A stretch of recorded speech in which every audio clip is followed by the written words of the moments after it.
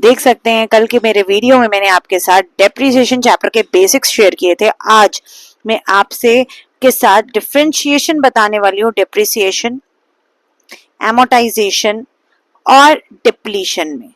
ये तीन ऐसी टर्म्स है जिसमें हम जनरली कंफ्यूज हो जाते हैं। चैप्टर का नाम तो डेप्रिसिएशन है, लेकिन आपको as a student of class 11th if you are studying chapter depreciation in accountancy, तो आपको डेप्रिसिएशन का मतलब in comparison to amortisation and depletion पता होना चाहिए।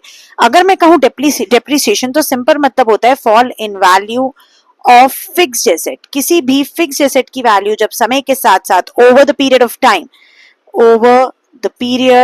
ऑफ टाइम जब कम होने लगती है तो उसे हम कहते हैं डिप्लीशन, उसे हम कहते हैं डेप्रिसिएशन।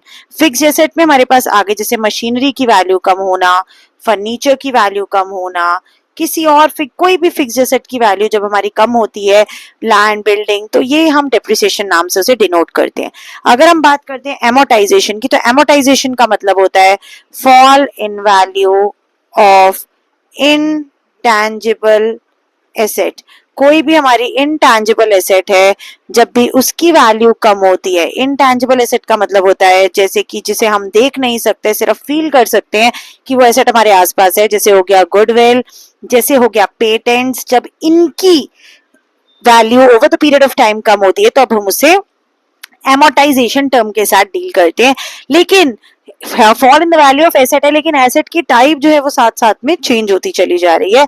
अब हम बात करते हैं डिप्लीशन की। डिप्लीशन का मतलब होता है fall in the value of wasting assets या वेस्टिंग एसेट्स कह सकते हैं आप इनको। वेस्टिंग एसेट्स या वास्टिंग एसेट्स का क्या मतलब होता है, जैसे आपने सुना होगा mining of coal. Mining of coal जब हम करते हैं तो हम कोल को क्या कर रहे हैं, वी आर डिप्लीटिंग कोल। तो इस तरीके से माइनिंग एक्टिविटीज करने से जिन भी एसेट्स की वैल्यू टाइम के साथ साथ कम हो जाती है उन्हें हम क्या कहते हैं, वास्टिंग एसेट्स कहते हैं। और उन एसेट्स की वैल्यू जब कम होती है तो उस कम वैल्यू को हम किससे डिनोट करते हैं, we denote it with term depletion. I hope आपको इन तीनों में डिफरेंस समझ आ गया होगा। समझ आ गया तो चैनल को सब्सक्राइब, लाइक, शेयर करना बिल्कुल भी मत भूलना।